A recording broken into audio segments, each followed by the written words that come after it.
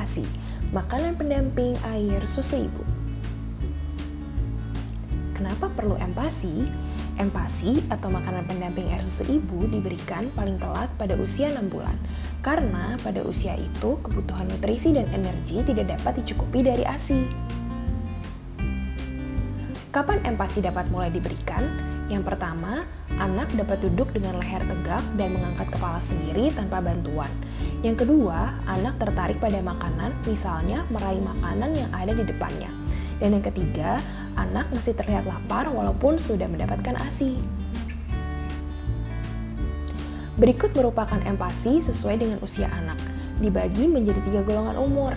Yang pertama, golongan umur 6 bulan, yang kedua golongan umur 6-9 bulan, dan yang ketiga golongan umur 9 sampai dengan 12 bulan. Pada golongan umur 6 bulan, empasi dapat diberikan 2 kali sehari, yaitu dengan 2-3 sendok makan dalam sekali makan sebagai awalan. Nah, hal ini dapat dimulai dengan makanan yang dihaluskan menjadi pure ataupun bubur kental. Dan jangan paksa bayi untuk habiskan makanan. Pada golongan kedua, di usia 6-9 bulan, dapat diberikan 2-3 kali makan, ditambah dengan 1-2 kali selingan. Jumlah di sini ditingkatkan perlahan menjadi 1/4 mangkok, yaitu dengan ukuran 125 ml. Bentuknya dapat berupa pure ataupun makanan lumat halus.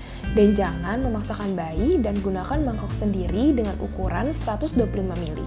Pada golongan ketiga, 9-12 bulan, dapat diberikan 3-4 kali makan ditambah dengan 1-2 kali selingan. Jumlahnya di sini sudah dinaikkan menjadi ukuran 250 ml. Bentuk makanannya juga sudah berupa cincang halus, cincang kasar, maupun finger foods. Dan tetap jangan paksa makan dan gunakan mangkok sendiri dengan ukuran 250 ml. Nah, berikutnya, siapkan empasi yang higienis untuk bayi sehat.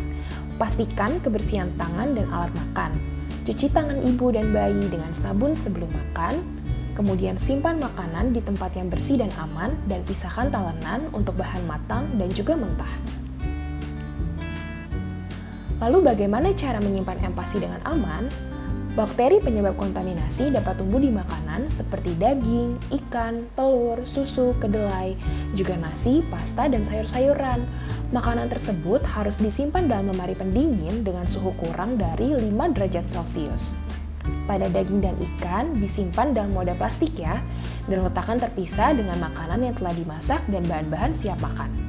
Seluruh makanan harus disimpan sesuai dengan petunjuk penyimpanan yang tertulis pada kemasan dan tidak boleh digunakan setelah melewati tanggal kadaluarsa. Makanan yang seharusnya disimpan di lemari pendingin tidak boleh digunakan kembali setelah berada di luar lemari pendingin selama 2 jam atau lebih. Kemudian, cairkan makanan beku yang ada di lemari pendingin menggunakan microwave. Makanan yang telah dicairkan harus segera dimasak, karena makanan beku yang telah dimasak tidak baik untuk dibekukan kembali. Bagaimana strateginya? Nah, berikut merupakan strategi makan sehat untuk bayi dan balita. Yang pertama, jangan menyerah memperkenalkan jenis makanan baru.